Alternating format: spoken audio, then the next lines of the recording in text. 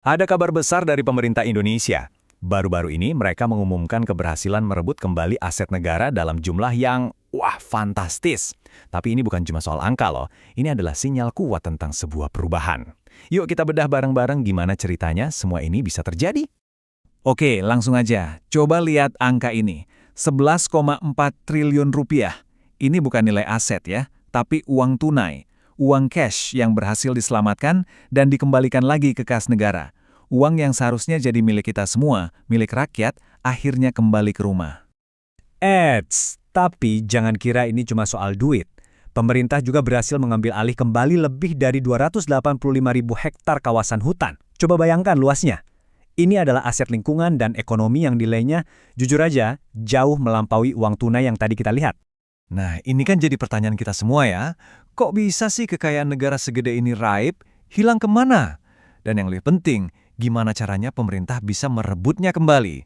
Untuk bisa jawab itu, kita perlu mundur sedikit dan lihat akar masalahnya. Oke, kita masuk ke bagian pertama. Indonesia telah dirampok. Iya, judulnya memang sekeras itu. Supaya kita paham skala operasi penyelamatan ini, kita harus tahu dulu separah apa masalahnya. Ini adalah cerita tentang gimana kekayaan alam kita bocor terus-menerus selama bertahun-tahun. Dan dengerin deh apa kata Jaksa Agung. Beliau menyimpulkan akarnya dengan sangat tajam.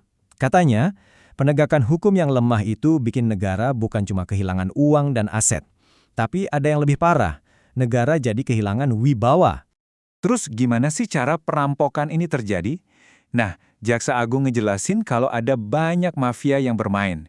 Mulai dari operasi tambang ilegal yang ngeruk isi bumi kita tanpa izin, terus ada perkebunan-perkebunan liar yang seenaknya babat hutan demi keuntungan pribadi, sampai sindikat penyelundupan yang super terorganisir.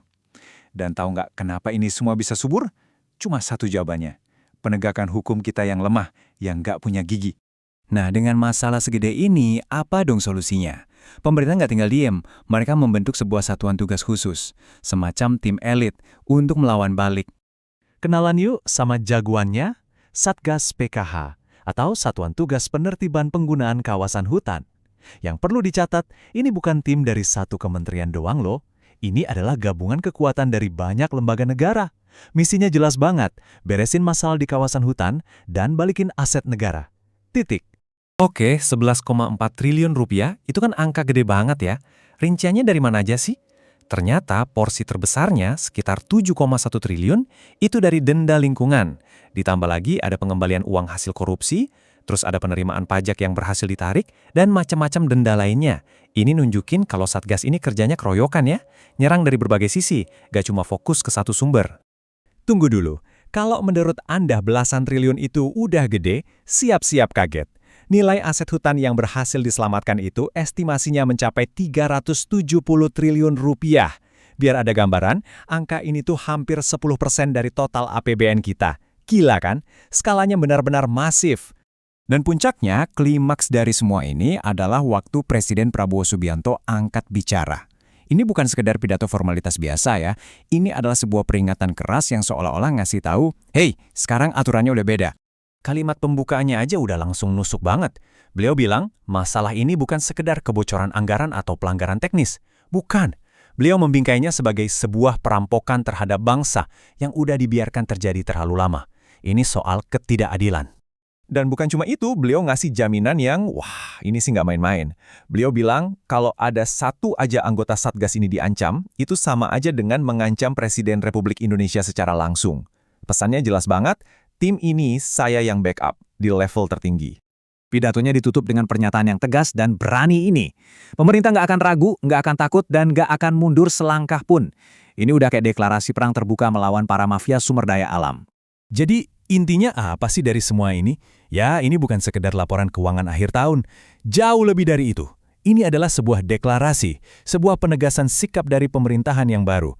Era di mana kekayaan negara bisa dijarah seenaknya, udah selesai, game over.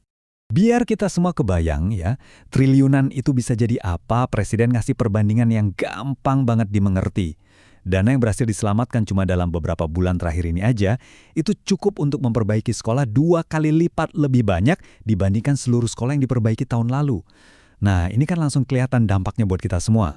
Penyelamatan aset ini jelas sebuah kemenangan besar, tapi kita juga harus sadar ini baru permulaan. Pertanyaan besarnya sekarang adalah, apakah momentum ini bisa dijaga? Apakah ini benar-benar fajar dari sebuah era baru bagi Indonesia? Jawabannya, nah itu yang akan menentukan masa depan kekayaan bangsa kita.